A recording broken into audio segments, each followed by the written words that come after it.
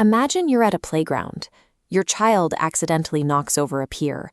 While the other cries, your child simply stands there and stares back blankly. The standard parental reflex is to deliver a lecture on moral leadership or demand an immediate performative apology. But that indifference isn't a character flaw or a sign of cruelty.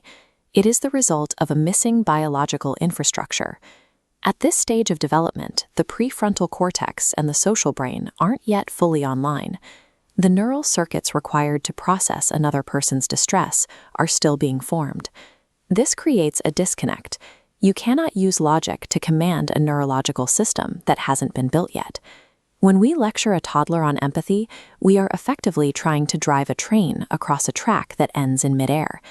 If we want to see a change in behavior, we have to move past discipline and focus on physically wiring the system that makes empathy possible. The human brain is a highly integrated organ, and its physical architecture is shaped by the specific, repeated experiences a child has in their environment.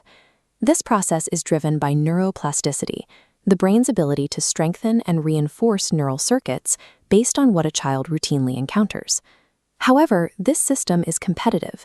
If certain pathways aren't stimulated, the brain prunes them away to save energy, prioritizing the circuits that are used most often.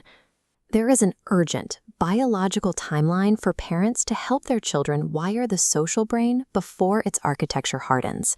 This raises a practical question. How do you safely trigger these social neural pathways without relying on high-stakes, stressful playground conflicts? The solution is found in the space and framework, the social processes and content entrained by narrative. This framework is built on a specific biological reality. The human brain uses the same neural networks to understand fictional characters that it uses to interact with people in the real world.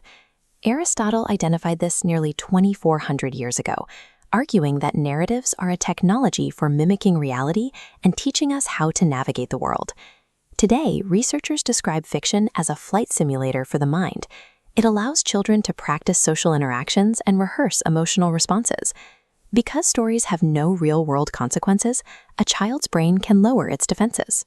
They can focus on the difficult work of inferring what a character is thinking or feeling. This simulated experience repeatedly activates the default mode network, the region of the brain involved in self-referential thought and theory of mind.